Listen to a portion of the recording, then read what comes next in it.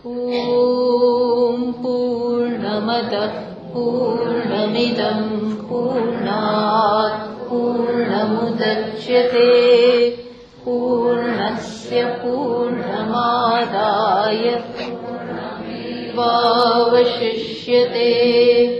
ॐ शान्ति शान्ति शान्तिः। श्रुतिस्मृतिपुराणानाम् आलयं करुणालयं नमामि भगवत्पादं शङ्करं लोकशङ्करं शङ्करं शङ्कराचार्यं बादरायणं सूत्रभाष्यकृतौ वन्दे भगवन्तौ पुनः पुनः। ईश्वरो गुरुरात्मेति मूर्तिभेदविभागिने व्योमवद्व्याप्तदेहाय दक्षिणामूर्तये नमः। તો ત્યારે આપણે ઈશાવાસ્ય ઉપનિષદમાં જેટલું કર્યું એ જોઈ ગયા. છેલ્લો મંત્ર જોવાનો બાકી હતો. પાંચમો મંત્ર તદેજતિ તન્નૈજતિ તદ્દૂરે તદ્વંતિકે તદંતરસ્ય સર્વસ્ય તદુ સર્વસ્યાસ્ય બાહ્યતઃ.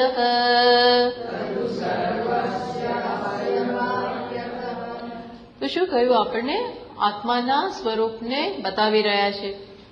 પણ દર વખતે આપણે કહીએ છીએ એ પ્રકારે આત્માના સ્વરૂપમાં બે રીતે બતાવાતું હોય છે. કારણ કે નિર્ગુણ, નિરાકાર, નિર્વિશેષ એ જ આત્માનું તો પારમાર્થિક સ્વરૂપ છે. એટલે એ રીતે વર્ણન કરે તો એમાં કઈ આપણને બહુ જાજી ના સમજ પડે. છતાં પણ એ પ્રમાણે પણ વર્ણન કરે અને સાથે સાથે ઉપાધિ સહિત જે આત્મ તત્વ વ્યક્ત થઈ રહ્યું છે ઉપાધિ દ્વારા જ, એની અભિવ્યક્તિ તો ઉપાધિ દ્વારા જ થાય છે ને. એટલે એ દ્રષ્ટિબિંદુથી પણ એનું વર્ણન કરે અને એના પારમાર્થિક સ્વરૂપે એટલે કે પોતે જેવો છે આત્મા એવી પણ વાત કરે. એટલે આપણને અહીં કહ્યું તદ એ જતી એટલે એનામાં કંપન છે, એનામાં મૂવમેન્ટ છે. તો વાસ્તવમાં આત્મામાં તો કોઈ હલન ચલન કશું છે જ નહીં. એવું નથી કે એક જગ્યા પૂરતું જ એ મર્યાદિત હોય, એવું તો છે નહીં. સર્વવ્યાપક છે. સર્વવ્યાપક કઈ ના કહેવાય, સૂક્ષ્મ છે. કેવું છે? નિર્વિશેષ છે. એટલે એનામાં કોઈ કંપન નથી. છતાં પણ ઉપાધિ એક જગ્યાએથી, ઉપાધિ એટલે શરીર, ઇન્દ્રિયો, મન, બુદ્ધિ, એ બધા એક સ્થાનેથી બીજે સ્થાને જાય. એમાં કંપન હોય, મૂવમેન્ટ હોય, ચલન હોય. તો આત્મતત્વ એ દ્વારા વ્યક્ત થતું હોય. કારણ કે ઉપાધિમાં જે કઈ ચેષ્ટા થાય છે, હલન ચલન થાય છે, એ કોને આભારી છે? એ ચૈતન્યને જ આભારી છે.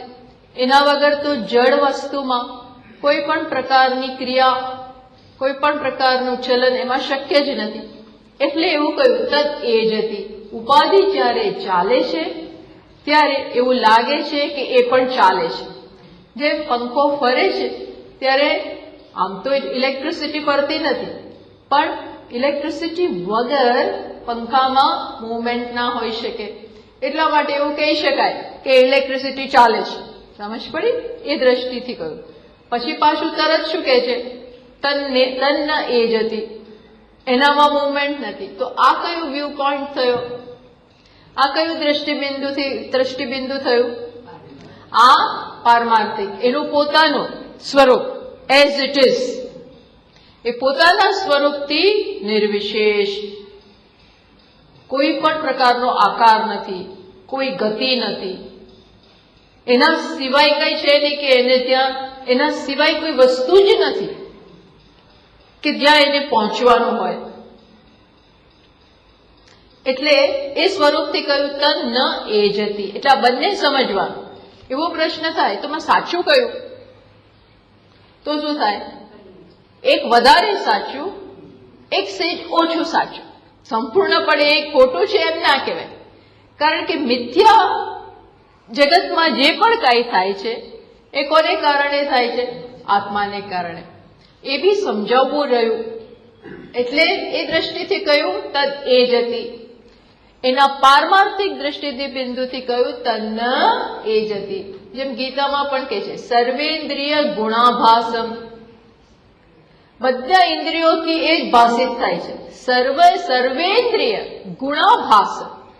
બધી ઇન્દ્રિયોના જે ગુણ છે એના દ્વારા એ જ વ્યક્ત થાય છે. એનો જ આભાસ છે ઇન્દ્રિયોમાં. જાણે કે એને કારણે જ ઇન્દ્રિયોમાંથી અભિવ્યક્તિ થઈ રહી છે. વાસ્તવિકતા છે. પોતાની દ્રષ્ટિબિંદુથી શું કહ્યું? સર્વેન્દ્રિય વિવર્જિતમ. ત્યાં એવું કહ્યું સર્વેન્દ્રિય વિવર્જિતમ. પોતાની દ્રષ્ટિબિંદુથી એ કેવું છે? એકે ઇન્દ્રિયો છે જ નહીં. એક પણ ઇન્દ્રિય નથી. ચક્ષુ નથી, શ્રોત્ર નથી, ઘ્રાણેન્દ્રિય નથી. એકે ઇન્દ્રિય ત્યાં છે જ નહીં. એટલે આ બંને રીતે સમજાવતા હોય છે અને બંને રીતે સમજવું જરૂરી છે. એ માત્ર એના દ્રષ્ટિબિંદુથી કે તો આપણે એમ થાય કે આ બોલીએ જે બોલે છે એ કોણ બોલે છે? તો એ બોલે પણ છે અને નથી પણ બોલતું. બંને કેવું પડે? બોલે પણ છે. કઈ દ્રષ્ટિથી? આ વાણી જે બોલે છે એ આત્મા ના હોય, ચૈતન્યનું પ્રતિબિંબ મનથી પછી ઇન્દ્રિયો દ્વારા બહાર ન નીકળે. પેલા ચૈતન્યનું પ્રતિબિંબ મન ઝીલે, એ ચેતનવંતું થાય. પહેલા મન જડ છે એ પહેલા ચેતનવંતું થાય. એના દ્વારા પછી ઇન્દ્રિયો ચેતનવંતી થાય અને એના દ્વારા એ બહાર અભિવ્યક્ત થાય. બોલે છે મન, ઇન્દ્રિયો, મન વાણી બોલે છે પણ થેન્ક્સ ટુ આત્મા. એટલે એ દ્રષ્ટિથી કહેવાય કે એ બોલે છે પણ એના દ્રષ્ટિબિંદુથી શું નથી. એટલે આ બંને સમજાવતા જાય છે. પછી તદ દૂરે તદ અંતિકે. શું કહ્યું? બહુ દૂર છે આત્મા, બહુ દૂર છે. બોલો એવું કહ્યું. વર્ષ કોટી શતૈ અપી અવિદુષામ અપ્રાપ્યત્વા દૂર.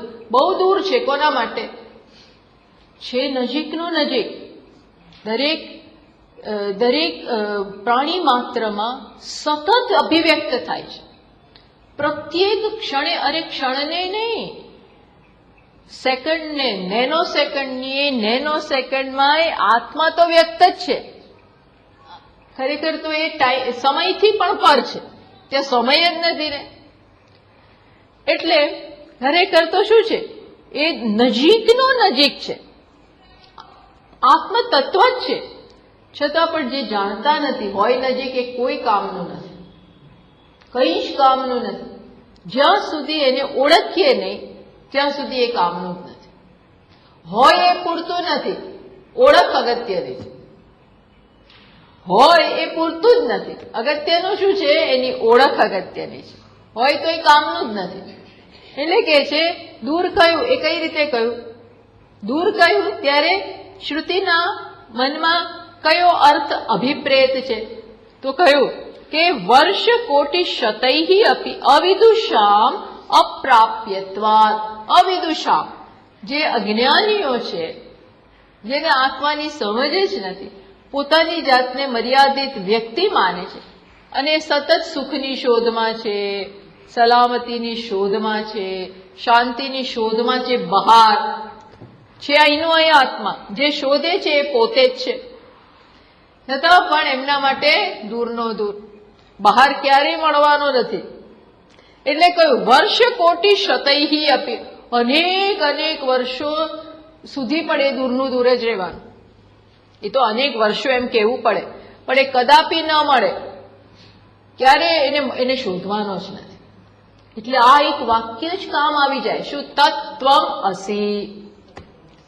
તેને તો શોધવા મથી રહ્યો છે, ઝંખી રહ્યો છે. એ કોણ છે? તું પોતે. પણ આ ન ખબર હોય તો દૂર. કેમ?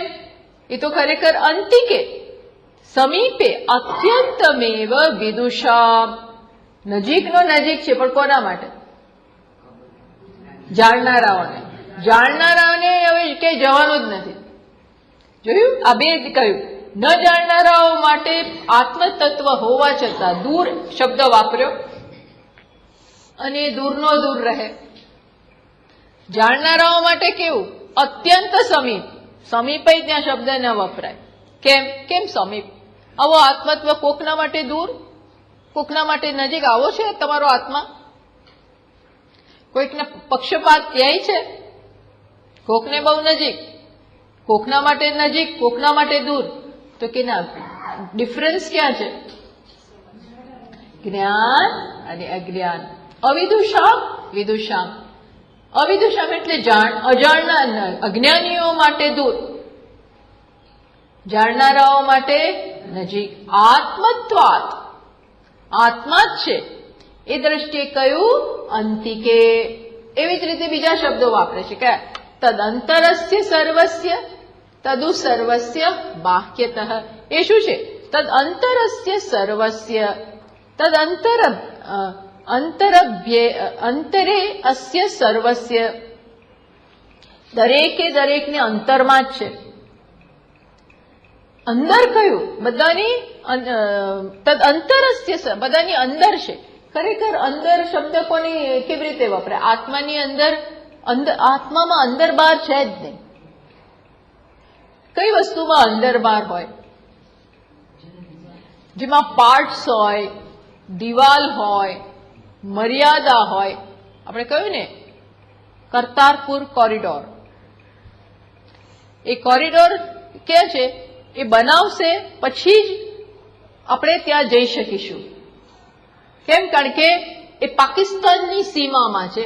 જે વસ્તુ છે પેલું ગુરુદ્વારાનું, ગુરુ નાનકજીનું સ્થાન, એ ત્યાં છે, ઇન્ડિયામાં નથી. ઇન્ડિયામાં નહીં હોવાને કારણે, બીજાઓની બહારની સીમામાં હોવાને કારણે વચ્ચે કોરિડોર બનાવે છે, જેથી કરીને એ ક્રોસ કરીને આપણે ત્યાં જઈ શકીએ. ટૂંકમાં ત્યાં છે, અહીં નથી, અંદર નથી, બહાર છે. પણ એ ક્યારે? કારણ કે અહીં બાઉન્ડ્રી આવી ગઈ ઇન્ડિયાની, અને ત્યાંથી એમની સરહદ શરૂ થાય. સરહદની અંદર અને સરહદની પેલે પાર, અંદર અને બહાર. આ ક્યાં કહેવાય? સરહદ છે માટે, ફેન્સિંગ છે માટે. એટલે એ દ્રષ્ટિએ, આ ફેન્સિંગની દ્રષ્ટિએ પ્રત્યેક જીવ પોતાની જાતને શું બને? હું આટલો, હું આટલો, હું આટલો, હું આટલો. તો એમ કહેવાય કે બધાની અંદર છે. અંદર છે એટલે દરેકનો આત્મા છે. ક્યારે? જીવના દ્રષ્ટિબિંદુથી કહે છે કે અંદર. ઉપાધિને ધ્યાનમાં રાખીને કહ્યું અંદર, અને ઉપાધિને ધ્યાનમાં રાખીને કહ્યું બહાર. સમજ પડી?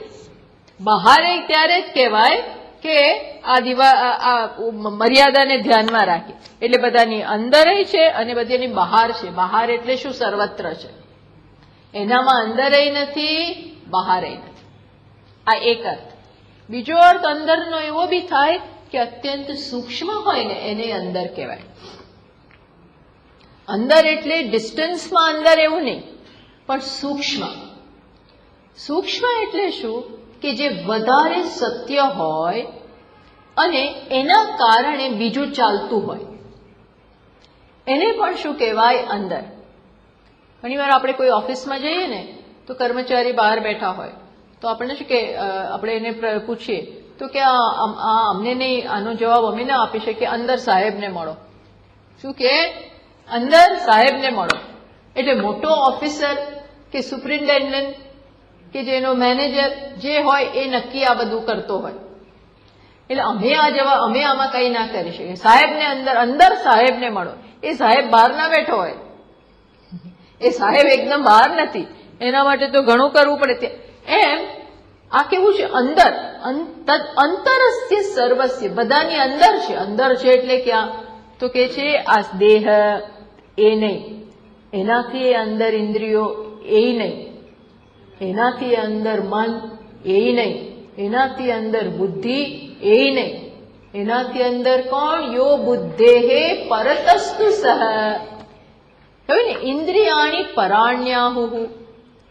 ઇન્દ્રિયોને સૂક્ષ્મ કઈ? કોના સંદર્ભમાં? વિષયોના સંદર્ભમાં. ઇન્દ્રિયો સૂક્ષ્મ વિષયો છે, પણ જ્યાં સુધી ઇન્દ્રિયો એને પહોંચે નહીં, એની પાસે જાય નહીં, ત્યાં સુધી વિષયો આપણને મળતા નથી. એટલે વિષયોના કમ્પેરિઝનમાં ઇન્દ્રિયોને કેવી કઈ? સૂક્ષ્મ કઈ. ઇન્દ્રિયોથી સૂક્ષ્મ. ઇન્દ્રિયાણી પરાણ્યાહુ. પછી શું છે? ઇન્દ્રિયેભ્ય પરમ મનઃ. ઇન્દ્રિયેભ્ય એટલે ઇન્દ્રિયો કરતા, પાંચમી વિભક્તિ. ઇન્દ્રિયો કરતા પણ સૂક્ષ્મ છે મન. કારણ કે ઇન્દ્રિયો ક્યારે કામ કરી શકે? જ્યારે મન હોય તો જ. અંદર એટલે નિયામક, અંદર એટલે કંટ્રોલિંગ પાવર, એના વગર ના શક્ય બને. મન જ્યાં સુધી પ્રત્યેક ઇન્દ્રિયોની પાછળ ન હોય ત્યાં સુધી ઇન્દ્રિયોનું દ્વારા આપણને જ્ઞાન ન થાય. જેમ કે તમે આ શબ્દોનો અર્થ ત્યારે જ સમજી શકો, તમારા કાનમાં શબ્દ અથડાય, પણ તમે કદાચ બીજે તમારું ધ્યાન હોય તો શબ્દ તમે સાંભળી ના શકો. એ શું બતાવે છે? કે શબ્દોની પાછળ મન નથી. શબ્દો તો ઇન્દ્રિયમાં જાય છે, કાનમાં અવાજ આવે છે. અત્યારે આપણે બીજા ઘણા અવાજ હોય, પણ જો આમાં એકાગ્રતા આપણી હોય તો એ બધા ધ્યાન આપણને નથી સંભળાતા. અને જો આમાં ધ્યાન ના હોય, એમાં જ ધ્યાન હોય, તો અહીંયા સ્વામીજી શું કહે છે ખબર નહીં, ઘણું વચ્ચેનું મિસ થઈ જાય. આપણે ફટાકડા સાંભળીએ, ટ્રકવાળાને સાંભળીએ, ગાડીનો અવાજ, સ્કૂટરનો અવાજ, લોકો જોર જોરથી હોર્ન વગાડે, ઘણા લોકો જોર જોરથી મ્યુઝિક વગાડે, એ જ બધું સંભળાય. ક્યાં ધ્યાન છે? અર્થાત કઈ ઇન્દ્રિયની પાછળ મન છે એ જ સંભળાય. એટલે મન છે એ જ ખરેખર ઇન્દ્રિયોને સાર્થક બનાવે છે. એના વગર ઇન્દ્રિયોનું જ્ઞાન આપણને ન થાય. એટલે કીધું કે ઇન્દ્રિયો કરતા મન સૂક્ષ્મ છે. ઇન્દ્રિયેભ્ય પરમ મનઃ. મનસસ્તુ પરા બુદ્ધિ. મનથી સૂક્ષ્મ કોણ છે? બુદ્ધિ. મનમાં સંકલ્પ વિકલ્પ ચાલતા હોય, એ ચાલ્યા કરે, પણ બુદ્ધિ એક વખત નિર્ણય કરે કે ના બસ આમ જ થશે, હવે બંધ, આમ કરવું કે પેલું કરવું કે આમ કરવું કે એ બધો હવે છોડો, આમ જ કરવું છે. એક વાર નિર્ણય લઈ લીધો. એટલા માટે કે છે કે બુદ્ધિ કોને કહેવાય? અધ્યવસાયાત્મિકા વૃત્તિ. જેમાં અધ્યવસાય જન્મી જાય. અધ્યવસાય એટલે નિશ્ચય, આમ જ થશે, મારે પૈસા અહીંયા જ રોકવા છે, અથવા તો શેર્સમાં વેચવા કે ન વેચવા, લેવા કે ન લેવા, ક્યાંય સુધી ગળ મથલ ચાલતી હોય. પછી માર્કેટનો બરોબર સ્ટડી કરીએ, કોઈક જાણકાર હોય એ લોકોને પૂછીએ અને કે ના વેચવા જેવા છે અત્યારે, વાંધો નથી, નિર્ણય કરી નાખ, જે થશે વેચી નાખ. પછી ભલે ભાવ જે થવાનું, એમાં બહુ સમજ નથી પડતી, પણ જે હોય, એટલે એકવાર નિર્ણય થઈ ગયો પછી મન બંધ કરી દે. આ શું છે? એ શું બતાવે છે? કે મન પાસે એક વખત બુદ્ધિ નિર્ણય કરે પછી મન પાસે એનું કઈ ચાલતું નથી. ટૂંકમાં મન કરતા સૂક્ષ્મ છે બુદ્ધિ. અત્યારે આપણે એ ચાલે છે. સૂક્ષ્મ એટલે આ રીતે. અને બુદ્ધિ કરતા યો બુદ્ધેહે પરતસ્તુ સહ. બુદ્ધિ કરતા પણ ચડિયાતું, બુદ્ધિ કરતા પણ પર કયું છે? આત્મા. આત્મા એટલે શું? જ્યાં સુધી ચૈતન્ય નું પ્રતિબિંબ બુદ્ધિ ન ઝીલે, બુદ્ધિમાં ન પડે, ત્યાં સુધી બુદ્ધિ કામ ન કરે, બુદ્ધિ ચેતનવંતી ન બને. એટલે ચૈતન્યની ચેતનતા બુદ્ધિમાં પડવી જોઈએ. એ દ્રષ્ટિએ કહ્યું કે આત્મતત્વ સૌથી સૂક્ષ્મ. એ દ્રષ્ટિએ કહ્યું અંદર. તદ અંતરસ્ય સર્વસ્ય. સર્વની અંદર છે. અંદર એટલે આ રીતે અંદર એટલે સર્જરી કરો તો નીકળે નહીં. ઇવન આ બધા જે ચક્રોની યોગશાસ્ત્રમાં વાત છે, એ બી ચક્ર કઈ કોઈને દેખાતા નથી, એ બધા સ્થૂળ નથી. એ બધા ચક્રો તો શું છે? સૂક્ષ્મ શરીરના ચક્રો છે. સૂક્ષ્મ શરીર ભલે એના સ્થાન બતાવે છે કે અહીંયા અને અહીંયા અને અહીંયા, પણ એકચ્યુઅલી એ બધું સૂક્ષ્મ છે. તો પછી આત્માની તો શું વાત કરવી? એ દ્રષ્ટિએ કહ્યું તદ અંતરસ્ય સર્વસ્ય, બધાની અંદર સૂક્ષ્મ આત્મા રહેલો છે. પછી સાથે તરત શું કે છે? તદુ સર્વસ્ય બાહ્યતઃ, બધાની બહાર પણ છે.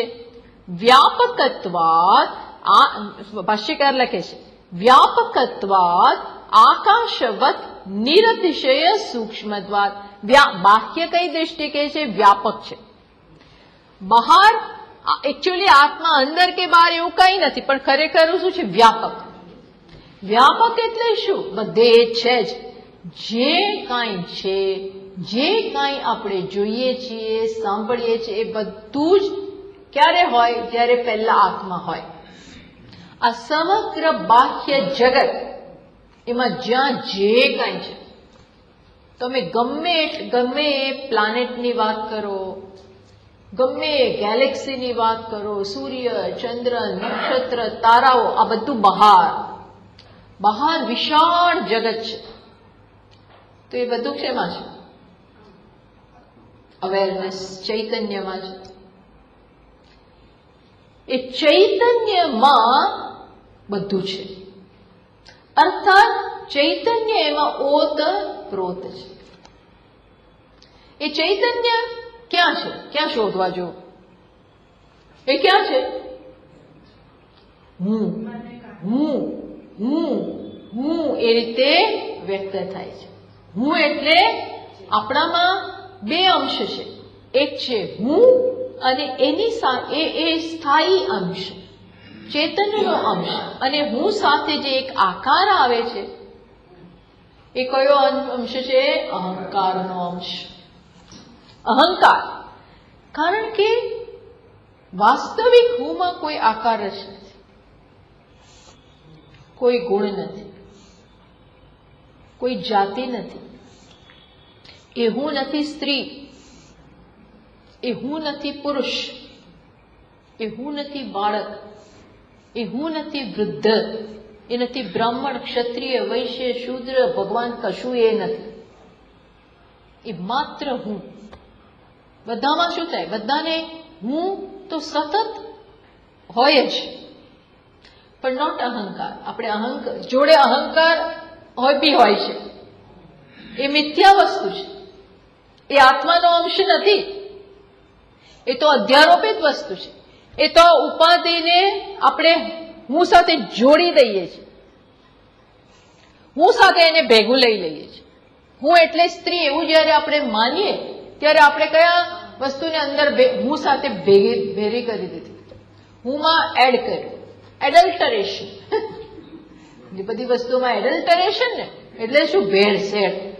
ભેળસેળ. દૂધમાંય ભેળસેળ, તેલમાંય ભેળસેળ, ઇવન મરચામાંય ભેળસેળ. બોલો, દરેકમાં ભેળસેળ. એમાં હુંમાં અત્યારે શું છે? ભેળસેળ છે. ભેળસેળ જવા તો ભેળ બનાવે ને, બહેનો ભેળ બનાવે, આપણને કહેશે ભેળ બનાવે, પણ એ વધ્યું ઘટ્યું બધું હોય ને, થોડું બધું ભેગું થોડું બધું ઘરમાં નાસ્તો ભેગો પડ્યો હોય વાસી, એ બધું ભેગું કરી દે. થોડા ચણા બાફી નાખે, મગ બાફી નાખે, બટાકા બાફી નાખે, ચટણી કરી નાખે, લો ભેળ ખાઓ. આ તમે સમજી જાવ શું હોય બધું? ભેળસેળ. એમાં આત્મામાં ભેળસેળ છે. આજે હું સ્ત્રી છું, ફલાણાના દીકરી છું, ફલાણાના શિષ્ય છીએ, આમ છીએ, તેમ છીએ, આટલું કમાઈએ છીએ, આટલી ડિગ્રી છે, આમ છે, તેમ છે, સારા છીએ, ખરાબ છે, લાંબા છે, ટૂંકા છે, આ છે. આ બધું શું છે? ભેળસેળ. સમજ પડી? આત્મા હું એટલે આ બધાને ખડો. શું કાઢવાનું? એટલે બુદ્ધિમાં. આ બધું બુદ્ધિના સ્તરે છે. આ બુદ્ધિના સ્તરે સતત આપણે આ પ્રકારે અધ્યારોપનો બાદ કરવાનો છે. સતત આ કરતા રહેવાનો. આ બહુ મોટો પ્રોજેક્ટ છે. તો જ નિષ્ઠા આવે, તો જ હુંની સમજ પ્રત્યેક ક્ષણે આપણને સ્પષ્ટ હોય. નહીં તો આ ભેળસેળ ચાલતી હોય. પણ પ્રત્યેક ક્ષણે આપણે હું જોડે રહેવું હોય. હું તો છે જ, પણ સમજ સહિત જીવવું હોય તો શું કરતા રહેવું? પ્રત્યેક ક્ષણે પછી છે ને ટેવ પડી જાય. શરૂઆતમાં સતત સમય કાઢવો પડે, બેસી જવું પડે, એકાંતમાં રહેવું પડે, બધું કરવું પડે, પણ પછી એની એ સહજ બને. જેમ ત્યાં આપણે ચર્ચા આવી ને મુંડક ઉપનિષદમાં વિદ્યારણ્ય સ્વામી એની એવી રીતે ચર્ચા કરે કે એક પછી એ તીર છૂટે તો તીર એના લક્ષ્યને વિંધે પછી એવું સોલિડ વિંધ્યું કે ત્યાં અટકી પડે. ટૂંકમાં એ તીર આખું ક્યાં વિંધાય? અંદર જતું રહ્યું, લક્ષ્યમાં અંદર જતું રહ્યું. એમ પછી એક સમય એવો આવે, ટૂંકમાં સોલિડ નિષ્ઠા. એક સમય એવો આવે સતત અભ્યાસને કારણે કે હું એટલે શું? મારામાં નથી અંદર બહાર, શરીર નથી, મારે કોઈ પ્રાણ નથી, હું શ્વાસ નથી લેતી, હું નથી વિચારતી. આપણે આપણું નામ કરતા બી નથી. કરતા એટલે કરનારો, એ આપણું સાચું નામ નહીં. વિચારનાર એ સાચું નામ નહીં. ચાલનાર ગંતા એ સાચું નામ નહીં. કશા સાચા નામ નથી. કર્મ નામાની એવા. તો બધી કર્મ, શરીરના કર્મોને કારણે આપણા નામ પડી ગયા. જેમ રામનું એક નામ દાશરથી. દાશરથી એટલે ભાઈ કે કેના નામ ઉપરથી પડ્યું? દશરથનો પુત્ર, કૌશલ્યાનંદન, કૌશલ્યાનો પુત્ર. એમ આત્માના બધા નામ પડી ગયા. શું? કરતા, મંતા, ગંતા, ભોગતા, વિજ્ઞાતા, દ્રષ્ટા, હજારો નામ. પણ એ શું છે? કોને કારણે? આત્મા કે છે હું ભાઈ નથી હો, તું મારે આ બધું ના કહી જોડીશ મારી સાથે. એટલે આ એમાં કઈ નથી. તો માત્ર કેવું છે? પ્યોર અસ્તિત્વ, માત્ર અસ્તિત્વ. કેવું અસ્તિત્વ? ચૈતન્ય સ્વરૂપ. ચૈતન્ય એટલે અવેર, કોન્શિયસનેસ. સતત જે પોતાની જાતને જણાવે. ચૈતન્ય એટલે આપણને ખબર છે હું છું. પણ આ જે છું પણ લાઈફ છે. લાઈફ ઇન ધ સેન્સ કે એ જ સત્ય, પરમ સત્ય તત્વ છે. છું સાથે કઈ નહીં, શુદ્ધ છું. તો એ નથી અંદર, નથી બહાર, સર્વત્ર.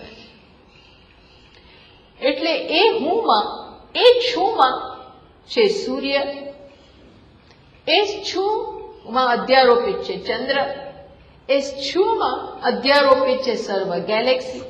પણ એ બધાને ધ્યાનમાં રાખ્યું ને કહ્યું બાહ્યતઃ, બધા બહારે છે. પણ એના પોતાની દ્રષ્ટિએ બહાર કહેવાય.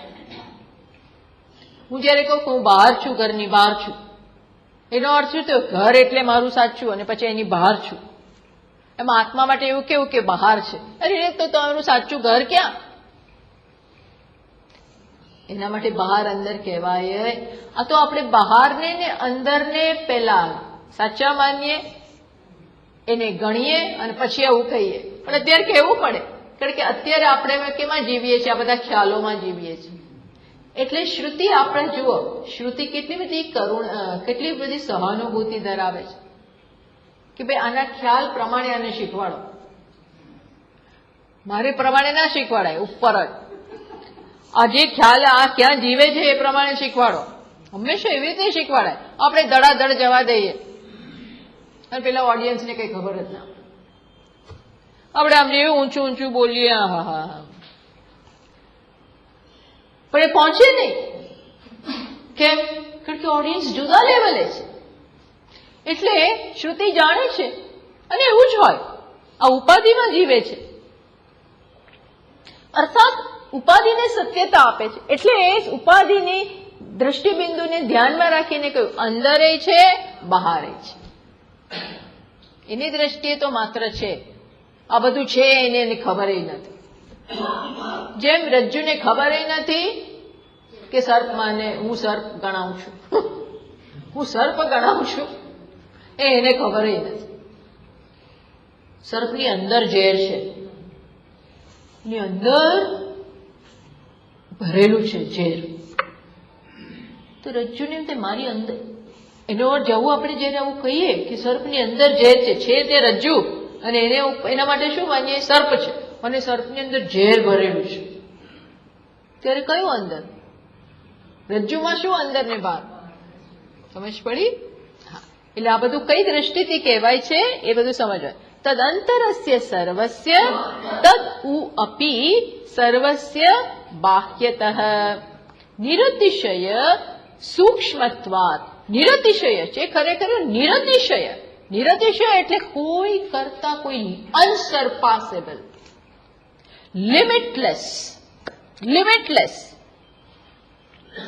જે કંઈ પણ વિચારો એનેથી એક પર, તમને છૂટ છે વિચારવાની, એનાથી એક પર. અંતઃ પ્રજ્ઞાન ઘન એવ ઇતિ ચ શાસનાત નિરંતરમ ચ. પ્રજ્ઞાન ઘન એટલે શું? પ્રજ્ઞાન ઘન એટલે શું? માત્ર ચૈતન્ય. ચૈતન્યનો ઘન, એને ઘન બી ના કહેવાય ખરેખર તો. ઘન એટલે આપણે ઘન બોલીએ એટલે આપણા મનમાં આવો માસ કંઈક આવે, એવું નહીં. પણ આ શ્રુતિને અત્યારે શું અભિપ્રેત છે કે શું અભિષ્ટ છે, અથવા એનો ઈરાદો શું છે કહેવાનો? કે માત્ર ચૈતન્ય, માત્ર, કોઈ કશું બીજું નહીં, એ એનું સ્વરૂપ. જયારે ઘન આપણે કહીએ ને ત્યારે આપણને એવું હોય કે વચ્ચે કોઈ તિરાડો ના હોય, કંઈક માત્ર એક વસ્તુ. એમ ચૈતન્ય શું છે? પ્રજ્ઞા. પ્રકર્ષેણ જ્ઞાન. જ્ઞાન એટલે શું? ચૈતન્ય. જ્ઞપ્તિ એ જ્ઞાન, એ વિશેષ જ્ઞાન નહીં. અત્યારે આપણે જે બધું બોલીએ એ વિશેષ જ્ઞાન કહેવાય, એવું નહીં. નિર્વિશેષ જ્ઞાન અથવા વિજ્ઞપ્તિ, એ જ્ઞપ્તિ માત્ર. એટલે શું? માત્ર કોન્શિયસનેસ, ચૈતન્ય માત્ર. આ એ છે. સમજ પડી? તો બસ, એટલે આ પ્રકારે આ સમજાવ્યું. પછી હવે છઠ્ઠો મંત્રમાં આપણે જઈશું. હવે શું થયું? મેં કહ્યું હતું ને, પહેલા મંત્રનો જે વિચાર હતો એનો વિસ્તાર કર્યો કે ઈશ્વર વડે સમગ્ર જગતને વ્યાપ્ત કરવાનું છે. એ પહેલો મંત્ર. ઈશ્વર એટલે ત્યાં અર્થ આપ્યો આત્મા. આત્મા વડે સમગ્ર જગતને જુઓ. ટૂંકમાં આત્માને સર્વત્ર વ્યાપ્ત કરો. એક ઉપાધિ પૂરતું એને મર્યાદિત ના રાખો. સમજને વિકસિત કરો, એ કહ્યું. એનો વિસ્તાર કર્યો કયા મંત્રમાં? ચોથા અને પાંચમા મંત્રમાં. હવે એ જ્ઞાન જે જીવી રહ્યો છે, એ જ્ઞાન જેનું વ્યવહારમાં વ્યક્ત થાય છે, ટૂંકમાં એ જ્ઞાનમાં જેની નિષ્ઠા છે. નિષ્ઠા એટલે શું? નિતરામ સ્થિતિ. નિતરામ સ્થિતિ, સતત એમાં જ છે. મીન્સ કે હવે એને એના માટે એ અધ્યયનનો વિષય નથી, સ્મૃતિનો વિષય નથી. ના ના, જોઈ લેવા દે, યાદ કરી લેવા દે. આત્મા એટલે શું? ધ્યાનમાં જાઉં, વાંચી લઉં થોડું, પછી જ મને યાદ સમજ પડે. હા, હું છું સત્યદાન. આવું સ્મૃતિનો વિષય નથી. જો સ્મૃતિનો વિષય હોય તો ઘણા સ્મૃતિ જતી રહે, નથી જતી? ઉંમર થાય તો ઘણા બહુ બધાને જતી રહે, આપણી જતી રહેશે, કોણ ખબર? એવું ના થાય તો કંઈક રોગ થઈ જાય, અચાનક જ શું કંઈક થાય તો બીજે દિવસે કે કોણ છો તમે? પૂછવા માંડે આપણે, કોણ છો? પોતાની પત્નીને પૂછે કોણ છો? મીન્સ કે સ્મૃતિનો વિષય હોય તો ભલભલું ભૂલી જઈએ, ભલભલાને ના ઓળખીએ તો પછી આ તો એવું થાય ને કે આત્માને ના ઓળખે, એ ભૂલી ગયો આત્મજ્ઞાન, તો એ ના જાય. આ સમજવાનો વિષય છે, આ સ્મૃતિનો વિષય નથી. એ તો સ્મૃતિ ગઈ તો આત્મજ્ઞાન ગયું, પણ ના, આ ક્યાં પહોંચ્યું છે? હું બ્રહ્મ છું, એ સ્મૃતિનો વિષય રહ્યો નથી. નહીં તો માણસ ઘણા કોમામાં જતા રહે, તો પછી ગયા. અને ત્યાંથી સીધા ઉપર, તો શું થાય? છેલ્લો વિચાર શું? આપણને શું ખબર? તો આનું થશે શું? તો આપણને મહાત્માઓ કે છે કશું નહીં થાય. આ જ્ઞાન જો એ જ્ઞાની હોય તો, કોઈ બીજા ત્રીજા જ્ઞાની હોય તો એને આ નિષ્ઠા હોય, સબકોન્શિયસમાં એની આ વૃત્તિ હોય. મીન્સ કે આ સ્મૃતિ નથી, આ સ્વરૂપ છે. અન્ડરસ્ટેન્ડ શું કહેવા માંગુ છું? આ સ્મૃતિ નથી, આ શું છે? સ્વરૂપ. ત્યાં સુધી પણ જ્ઞાન ઠોસ થવું જોઈએ. દેટ મીન્સ સ્પોન્ટેનિયસ થવું જોઈએ, સહજ બની જવું જોઈએ. એટલો અભ્યાસ કરવાનો, એટલી સાધના કરવાની, એટલું શ્રવણ કરવાનું, એટલું મનન કરવાનું, એટલું નિધિધ્યાસન કરવાનું. અનેનાધીતેન અહોરાત્રાન સંદધામી. આપણે એટલા માટે પ્રાર્થના કરીએ છીએ ભગવાને, અનેન અધીતેન અહોરાત્રાન સંદધામી. હે ભગવાન, તું એવી કૃપા કર કે હું જે પણ સાંભળું છું, જે અભ્યાસ કરું છું, એના વડે મારા દિવસ અને રાત ભેગા કરી દો. અર્થાત એટલો અભ્યાસ કરું, ઉપર છેલ્લો નહીં. એક ક્લાસમાં આવીએ, બીજા ક્લાસમાં ન આવીએ, ત્રીજામાં આવીએ, પછી પાંચમામાં નહીં, છઠ્ઠામાં નહીં, સાતમામાં, પછી આઠમામાં, એવું બધું નહીં. તો પછી તો ક્યાં બધું પછી તો આપણે રિકેપમાંથી જ ઊંચા નથી આવતા. આગળ ક્યાંથી વધીએ? એ તો મારો વાંક છે. તમે કહેશો સ્વામીજી તમે નહોતા, અમે તો હતા. એવું નહીં. પણ વોટ આઈ મીન ઇઝ કે આ અહોરાત્રાન સંદધામી અનેન અધીતેન જે અભ્યાસ કર્યો છે, જે ભણ્યા છીએ, એનેથી એક કરી દો. ટૂંકમાં બધો સમય વેદાંતાર્થ વિચારેણ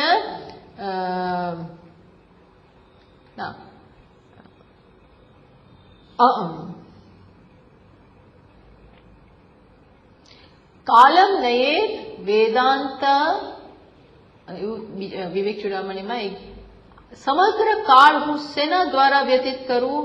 વેદાંતના અભ્યાસથી. વેદાંત એટલે શું? ટૂંકમાં આ વૃત્તિ જન્મે અહમ બ્રહ્માસ્મિ. તો જ પરાવિદ્યા કહેવાય, તો જ પરાવિદ્યા, નહીતર અપરાવિદ્યા. જ્યાં સુધી એ વૃત્તિ ના બને, અખંડાકાર વૃત્તિ ના જન્મે. અખંડ આકાર. અત્યારે કેવો આકાર છે વૃત્તિનો? ખંડાકાર. અહંકારની વૃત્તિ, હું અહમ ફલાણા, એ કઈ વૃત્તિ થઈ? ખંડ. પણ અંદર કઈ સમજ જન્મે? અહમ બ્રહ્માસ્મિ. એ વૃત્તિને કેવો આકાર છે? બ્રહ્મનો આકાર. અહંકારની વૃત્તિ હોય તો એને આકાર કેવો? અહંકાર જેટલો. વિષય જેવો હોય એવો વૃત્તિનો આકાર. આ ઘડાની વૃત્તિ જન્મે તો ઘટાકાર વૃત્તિ. આ પટની વૃત્તિ જે પટાકાર વૃત્તિ. આ હોલની વૃત્તિ જન્મે તો મઠાકાર વૃત્તિ અંદર.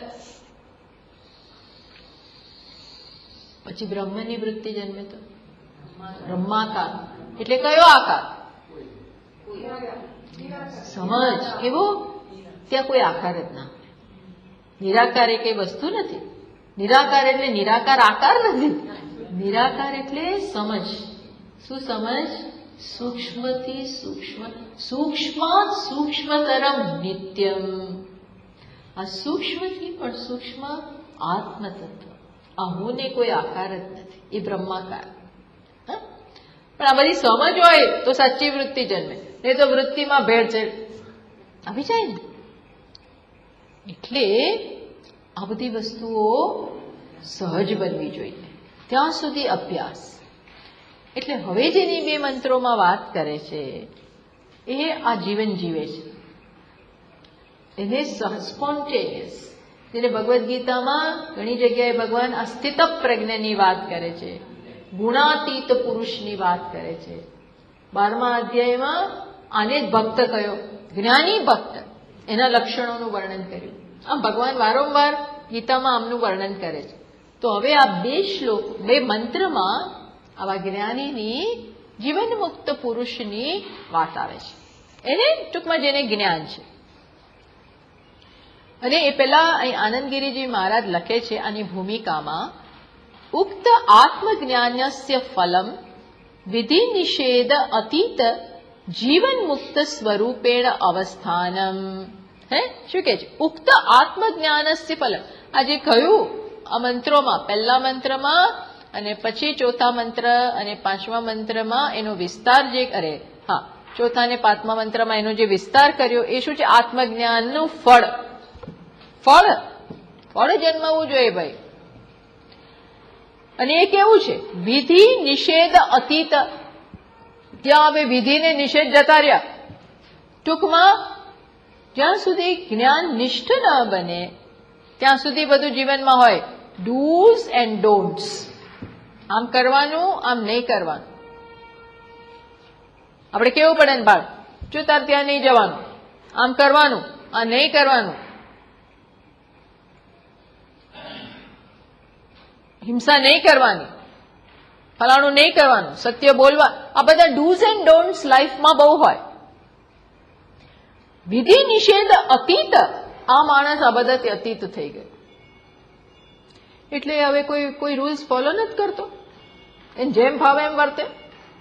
તો કે ના, એવું નથી. એની જાતે એને વિધિ ને નિષેધ એ ઓળંગે નહીં, પણ એને આમ ધ્યાન સ્ટ્રેસ ના હોય કે આ ગ્રીન લાઇટ, અરે રેડ લાઇટ આવી, આ તો એક્ઝામ્પલ આપું છું, રેડ લાઇટ આવે તો એ ઉભો જ રહે. મીન્સ કે આવા સાદી વસ્તુની વાત નથી, પણ એને આપોઆપ એને યાદ ના રાખવું પડે મારે હિંસા નથી કરવાની, મારે આ નથી ખાવાનું, મારે આમ વર્તન નથી, એવું એ યાદ ના રાખવું પડે. એની જાતે એ સંવાદિતા સાથે, નિયતિ સાથે એક હોય. નિયતિ સાથે એની જાતે એક હોય. કારણ કે નિયતિ કોણ છે? પોતે છે. આત્મતત્વ એ જ હવે આવે છે. બહુ સુંદર. જ્ઞાનનું ફળ કેટલું સુંદર છે. જીવન મુક્ત. હવે જીવન મુક્ત બની ગયો. જીવે છે ને મુક્ત છે. જીવે છે છતાં શરીર નડતું નથી, મન નથી નડતું. ખરેખર તો મન જ નથી નડતું. મન જ આપણને નડતું હોય છે. નડતું હોય છે એટલે ત્યાં જ બંધન, ત્યાં જ અજ્ઞાન છે, માટે નડે છે. મને એવા મનુષ્યાણા કારણમ બંધ મોક્ષયો. મનમાં જ્ઞાન થાય તો મુક્તિ, અને નહીં તો આપણે બંધનમાં જ. એ વસ્તુ હવે એને રહે જ નથી. એટલે બધું જ એના માટે લક્ઝરી છે. મન લક્ઝરી બની ગયું. આપણને તો આપણું મન કનડે, એ ભાઈ મારું મૂડ નથી, જો અત્યારે બોલીશ નહીં, હમણાં આ પ્રસંગ બની ગયો છે એટલે હમણાં મારું ઠેકાણું નથી. આપણા ઠેકાણા ઘણી વાર જતા રહે, વારંવાર જતા રહે. બધું સ્પર્શે ને, બરોબર બોલે છે, પણ એ શું છે કે આપણે હજી એના વશમાં છીએ. એ આપણને કંટ્રોલ કરે છે, એ આપણને ઇન્ફ્લુઅન્સ કરે છે, એની ઇમ્પેક્ટ આપણા ઉપર પડે છે. ઇમ્પેક્ટ પડે, અસર થાય. આને કાંઈ નહીં. મિથ્યા ને મિથ્યા જાણે છે, મને મિથ્યા છે. તો હવે એવા જ્ઞાનીની વાત કરે છે. એ તો જીવન મુક્ત બને. જીવે છે કરો, કારણ કે પ્રારબ્ધ તો હજી એનું ચાલુ છે, પણ મજેથી જે લક્ઝરી. સ્વામીજી મહારાજ કે બધું હવે લક્ઝરી, એટલે એના માટે બધું લક્ઝરી બની ગયું. એટલે લક્ઝરી રિસોર્ટ, એમાં આખું જીવન બધું એના માટે હવે ગિફ્ટ બની ગયું. સરસ એ થયું છે. એની વાત હવે છઠ્ઠા મંત્રમાં કરે છે. છઠ્ઠા અને સાતમા મંત્રમાં યસ્તુ સર્વાણી ભૂતાની આત્મન્યેવાનુપશ્યતે સર્વભૂતેષુ ચાત્માનમ તથો ન વિજુગુપ્સતે. શું કે છે?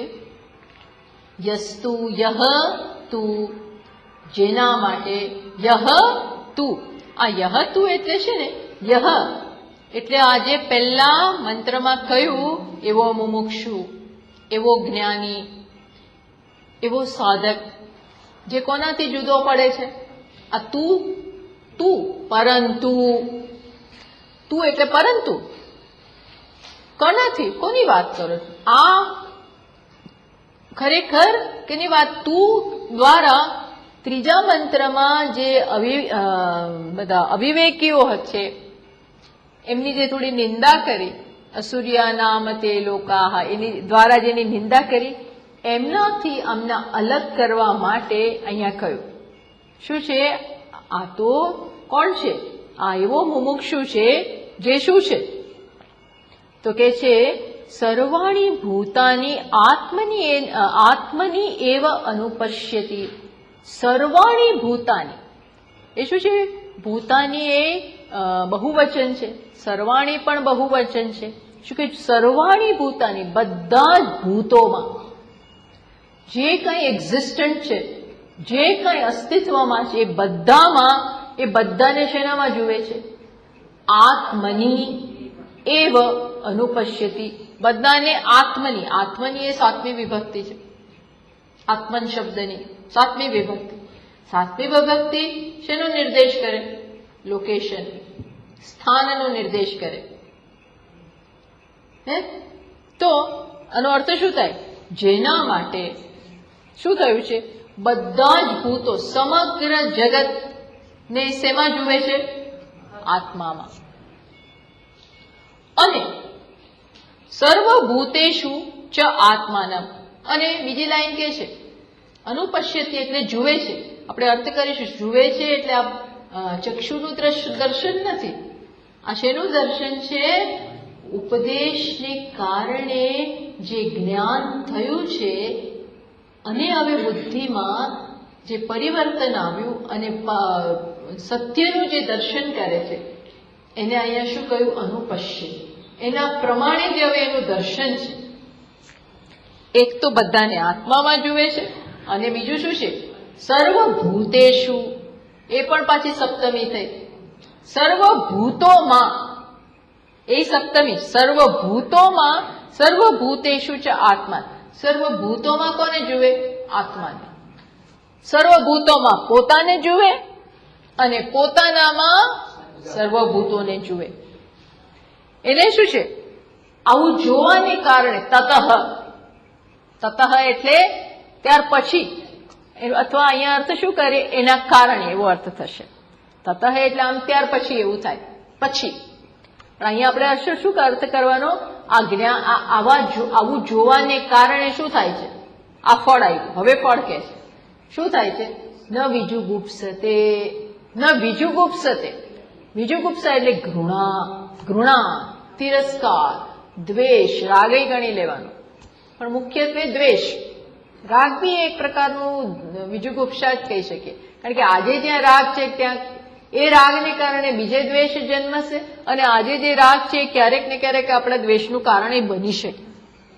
જો આપણને પ્રતિકૂળ થયું તો, આપણને પ્રતિકૂળ થાય તો શક્ય છે કે એનો એ વસ્તુ જે આજે રાગનો વિષય છે એ દ્વેષનો વિષય એ બની શકે. પણ અહીંયા તો શું કહ્યું? આવું જોવાને કારણે હવે કોઈની પણ ઘૃણા કરતો, એની ઘૃણા જ જતી રહી,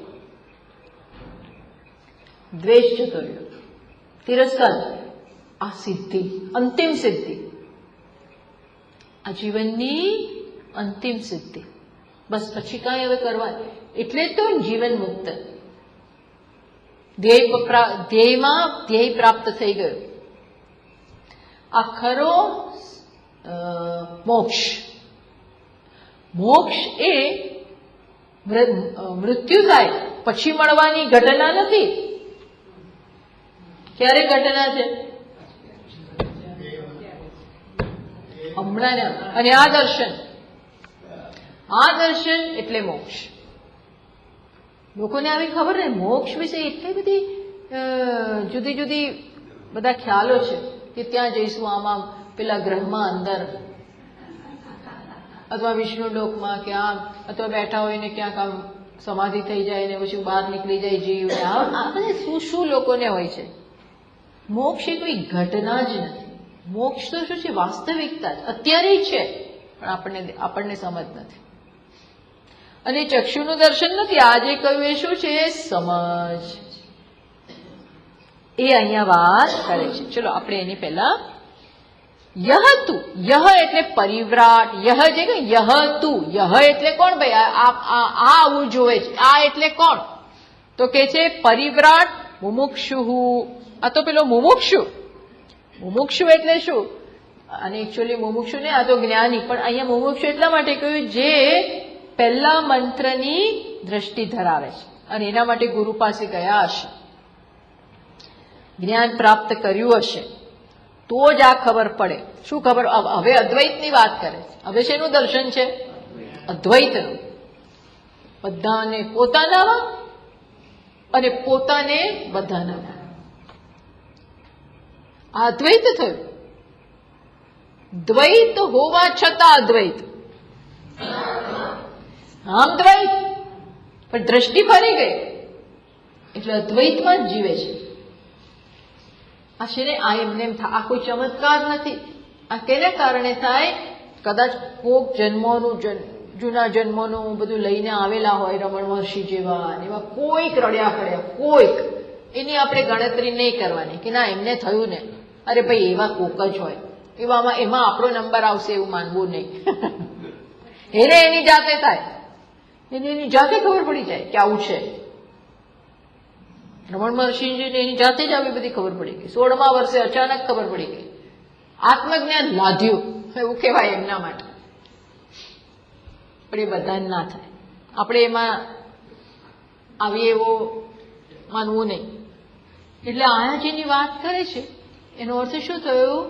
કે એને ગુરુ પાસે ગયા હશે. અને ગુરુ પાસે ત્યારે જ જાય જ્યારે કંઈક બુદ્ધિમાં સમજ જન્મે અને આ બધું ભણ્યા હશે. એટલે એને શું શબ્દ વાપર્યો? મુમુક્ષુ. પછી પાછો બીજો શબ્દ પરિવ્રાટ. પરિવ્રાટ શબ્દ વાપરીને શું બતાવ્યું? કે સંન્યાસી છે, કોઈ એક જગ્યાએ બંધાયેલો નથી. ટૂંકમાં એની વિરક્ત માણસ છે. કેવો છે? પૂર્ણ વિરક્તિ. વૈરાગ્ય હોય તો જ આવું જ્ઞાન થાય, એ તો થાય ભાઈ નહીં. વૈરાગ્ય પહેલી જરૂરિયાત છે. હા, વૈરાગ્ય એટલે આત્મા પ્રત્યે રાગ. આત્મા પ્રત્યે રાગ. અને એક સમયે માત્ર ત્યાં ધ્યાન હોય, બીજું બધું ખરી પડ્યું હોય, એવા માણસની વાત કરે છે. કોની વાત કરે છે? આવા મુમુક્ષુનું. યહ દ્વાર. એનું શું દર્શન છે? તો કયું? સર્વાણી ભૂતાની આત્મની એવ અનુપશ્યતિ. ચલો આમ આપણે અહીંયા સમાપ્ત કરીએ. સમગ્ર જગતને જે પોતાનામાં જુએ છે.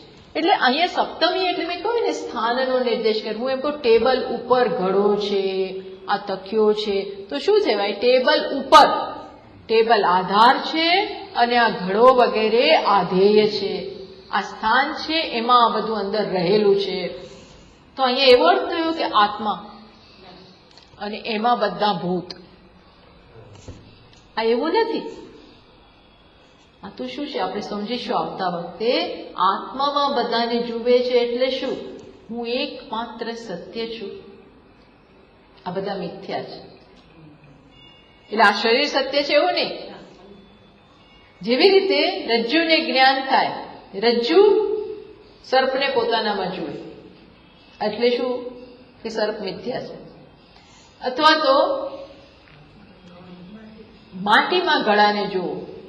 આ ઘડો જોતા હોઈએ ત્યારે પણ કેવું દર્શન થાય? કે માટીમાં ઘડો છે, નહીં કે ઘડામાં માટી. અર્થાત માટીમાં ઘડો છે એટલે શું? ઘડો અધ્યારોપિત છે અને માટી સત્ય છે. આ સત્ય મિથ્યા નું આ સપ્તમી દ્વારા નિર્દેશ થયો છે. ત્યાં ખરેખર આધાર આદેશ કે સ્થાનનો નિર્દેશ નથી. એ આપણે આવતા વખતે જોઈએ. અદ્ભુત રીતે આપણને બતાવશે કે સત્યમાં મિથ્યાને જુએ છે. મિથ્યાને સત્યમાં જોવું એટલે શું? અરે સત્યમાં મિથ્યાને જોવું એટલે મિથ્યા નથી એમ, સત્ય ઉપર મિથ્યા અધ્યારોપિત છે એમ જોવું. હા, અને મિથ્યામાં સત્યને જોવું એટલે શું? મિથ્યાનું સારભૂત સત્ય છે એ પ્રકારે સમજવું. આ પ્રકારે મારામાં બધા અધ્યારોપિત છે એ આત્મામાં બધાને જોવું. અને સર્વ તરફ મારી નજર હોય ત્યારે આ બધાનો ભાગ થાય અને કોને જોઈએ? ત્યાં ચૈતન્ય. જોવે એટલે ચક્ષુનું દર્શન નથી, આ બધા ચૈતન્ય ઉપર અધ્યારો. બધું જોતા હોય ત્યારે બાદ થતો રહે, કોઈ સત્યતા ન અપાય. અને હુંમાં સમગ્ર જગત અધ્યારોપિત છે. આ પ્રકારે સતત સમજ હોય. હવે આવી જેને સમજ હોય એની ઘૃણા ક્યાંથી હોય? કારણ કે બીજા કોઈને જોતો જ નથી. આ પ્રકારનું દર્શન આવતા વખતે વાત કરીએ.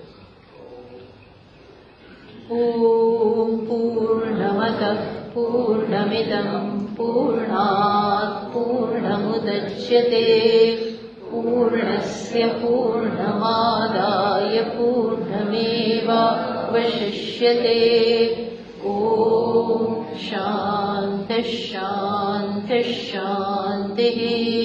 શંકરં શંકરાચાર્યં કેશવં બાદરાયણં સૂત્રભાષ્યકૃતૌ વંદે ભગવन्तौ પુનઃ પુનઃ.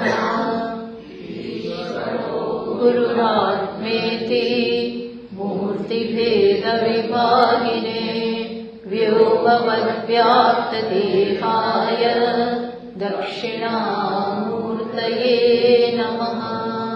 ઓમ શાંતિ શાંતિ શાંતિ.